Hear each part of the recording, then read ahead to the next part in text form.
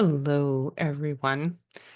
I wanted to post a video with a little more sharing of my insight and my experience with the role of the inner child, and specifically within what's happening with the U.S. turmoil, and what's extending out to the entire world, this turmoil, about the very important role of your inner child. And I bet you're not seeing anybody else out there in the world talking about this. But this is a real source of empowerment that I think it's worth us taking a little bit of time and looking into. So I've shared that I have been doing work developing relationship with a number of my inner children for decades. And I have committed myself to that work, which includes having an inner family meeting every Saturday where I connect in and I listen to each of my inner children and allow them to communicate from where they are at, what they see and what they think and what they need. And I would say that one of the greatest gifts of actively cultivating a relationship with your inner child is it has helped me to be much more in touch with my needs. I am much more aware of my needs. And once I'm aware of my needs, then I'm able to look at how to meet those needs, how to take care of those needs. So I've got inner children from different ages and as well just different aspects. So three of my inner children volunteered to come and be a part of this video. So, so first of all, there's Andrea, who was not formally introduced, but has been in past videos.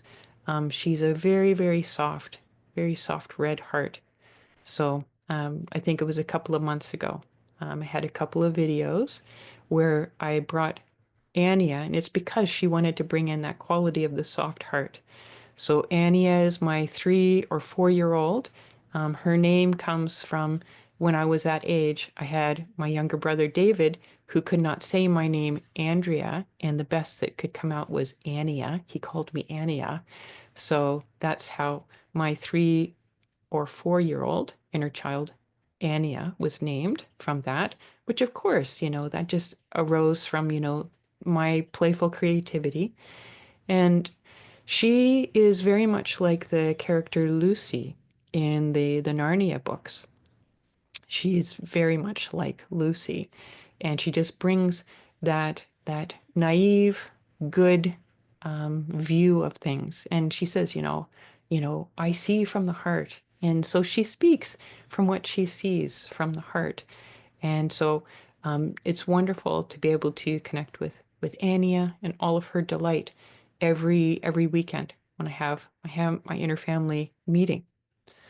And so the next is also so this is young Andrea, who's 6, more like 7 years old, me from that time. And she has appeared in the Heal Your Heart Through Meditation program. So anybody that's done that program, I know a number of you have, and so you would have already met her. This is young Andrea, and she she is the meditator. That's why she's so involved with the Heal Your Heart Through Meditation program. And this came from because I was first introduced to meditation. My mother taught me meditation when I was 6 or 7. We were living at Padmajong, which was this retreat center in Northern California in the mountains. For those, I know I meet with some people that live in that area. I used to swim in the Eel River when I was 6 and 7 years old, because it was this retreat center, meditation center. Again, it was part of the Shambhala community. So it's part of, that very bespeckled past of growing up, in a lot of horrible things in the environment and at the same time, a lot of wonderful things. So getting to grow up in nature for those couple of years was amazing. And being introduced to meditation was amazing. And so that that level of my experience that I was having when I was 6 and 7 years old comes through when I connect with young Andrea every week. And she is quite often talking about meditation, my meditation practice, when things are happening, with people doing the Heal Your Heart Through Meditation program. She expresses, her delight around that. It makes her feel really good when she knows that people are using that program and developing a regular meditation practice. So she has her own personality. Each of them has their own personality, which just gets to develop more and more by my relating with them every week. So she has a wonderful perspective, often coming from the place of mindfulness meditation. So that's young Andrea. And then the third child that came forward is a newer child in my inner family, um, the little monkey, and she is play child. And so she came on the scene in like 2023, I think. So she is a newer child in the family. But she is all about like just totally like playful spirit. Um, like horrible drama could be going on, and she is feeling delightful about things. And it's really nice to connect with her energy.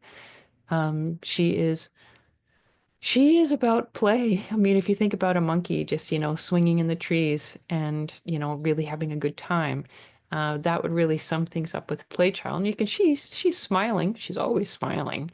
And yeah, and she has a little keychain, and she loves when the keychain, kind of flips on or gets caught on her ear or things like that.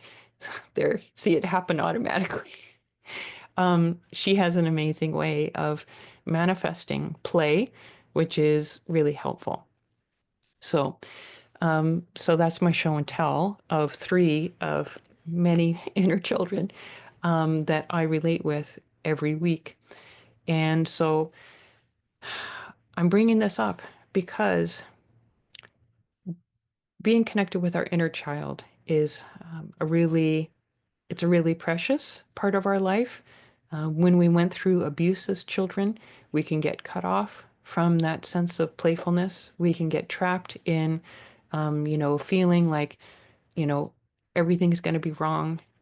People are out to get me. The world is unsafe. We can get trapped in that kind of space. But by opening up your relationship with your inner children, you allow for this green meadow, this safe, wonderful place to kind of grow within your heart. And you create this feeling within your own heart. Really back in the beginning, there were some troubled inner children that were misbehaving, and I had to look at how to help them. But that time is long past. My inner world is just full of really loving, well-adjusted children of various ages, including young adults that grew up, and they are kind to one another. They are kind to me. They are supportive of me. Like basically, it's an inner world that I've created where we all care about each other and we see each other. Sometimes I feel like I'm failing them, maybe, because I've got my inner mother and inner father, and I spend a lot of time as David. David is the name of my inner father. And I am ambitious in doing my work in the world, and I'm passionate about it. And sometimes I feel guilty because I feel that I have deprived my inner children of things that they've needed. And it is always it's always very moving when they see how hard I try to manage everything and to take care of everything, including them. And they forgive me. And also, I extend by looking at how to, create more time for what they need. It's like we work together. And it's been a beautiful developing of that relationship. And it's created an inner resilience within me that can withstand craziness that's happening outside of me. By developing such a strong inner world, I am able to withstand and also have very creative responses to craziness that happens outside. So I really feel that developing relationship with your inner family, your inner children, it can start with one inner child.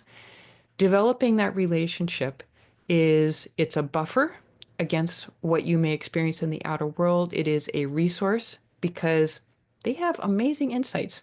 My inner children see things that I am not seeing at all. They have comforted me at times when I have just felt really freaked out and distraught. They come up with, like, here's an example. On December the 30th, when my landlady let me know that that she wasn't renewing a lease and that I would have to leave March 31st, I was like, I was kind of like freaked out. I was like, because this is what I'm used to, and I kind of, established things in a way that could work for me. And so I luckily it was on a weekend, and so I was able to talk with my inner children, and they very quickly said, this is a sign that the universe says you need something much more supportive for your work in the world. They said, this is just a sign that it's time that you are needing to move out of this little island oasis. Um, this was my safe little landing pad after my relationship with my twin flame broke down. Very dramatic. And so this was my safe little landing pad from that, renting from this woman in this house. So my inner children flipped this around for me very quickly of showing me this is actually a good sign that she's not renewing the lease. This is the sign that it's time for you to expand and to move into a permanent home. So my inner children were a godsend, because I was just, freaking out and getting scared. And, like really within a couple of hours, I was able to, because I trust them, I believe them, I think that they know what they're talking about. And frankly, what they said made sense. So, so really developing that relationship with your inner child can be like the best ammunition in a time like this that's so chaotic, when things are so chaotic in the outside world. Developing your relationship with your inner child, it is like it could be your best secret weapon. It can be the saving grace that really allows you to ride through with grace through a time like this and to create your life in the beautiful way that we've been talking about, like with the new golden age. Your inner child is going to be the one who's going to help you to be able to envision your steps for creating that new golden age. So, that is what I had to contribute to what's happening on the world scene, the importance of developing the relationship with your inner child.